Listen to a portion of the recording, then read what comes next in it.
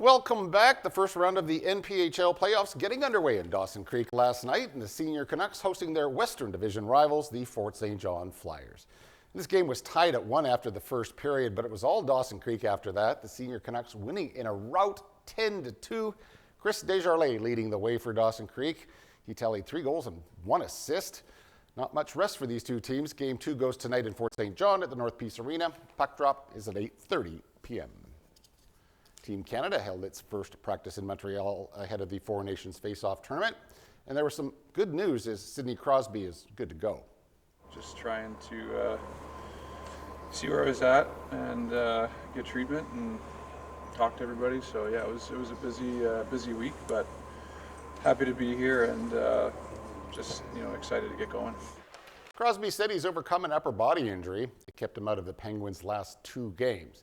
As for the tournament, it begins on Wednesday with Canada facing off against Sweden. Crosby helped Canada win gold at the 2010 and 2014 Winter Olympics. He also led Canada to victory at the 2016 World Cup. Well, finally tonight, a growing number of people will not have a date for Valentine's Day on Friday, and they say that's the way they prefer it. Perry Russum has the details.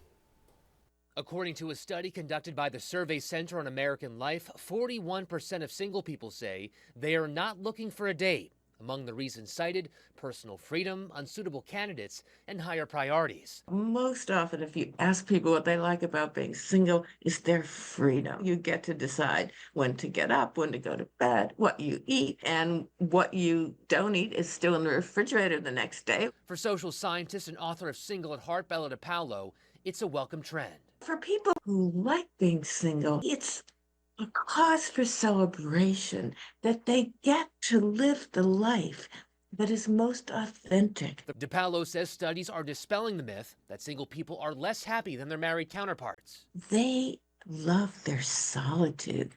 So for them, when they have time to themselves, that's something to cherish. It doesn't scare them that they're going to be lonely. And she says being single does not necessarily mean a life devoid of physical intimacy. People have friends with benefits, people work out situations that work for them. So it's not really all or nothing. DePaulo adds raising a child is not something single people have to forego either. Of course, it can be harder, especially financially. But what I want to push back on is the idea that it's tragic or that it can't be fulfilling and meaningful both for the parents and the children. Her advice to those who are living the single life: invest in yourself. Do the big things that you might want to do, like moving across the country or changing jobs. Be attentive to all the people in your life that you care about without having a romantic partner say, oh, that time belongs to me.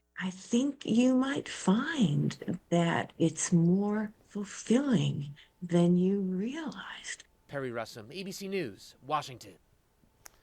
All right, and we should mention that we didn't get the chance to say goodbye to our reporter Angelina Ravelli. She left over the Christmas holidays, but as you saw earlier in the newscast, she's gone from Dawson Creek right to CTV Vancouver, and we could not be more proud of her. Congratulations, Angelina.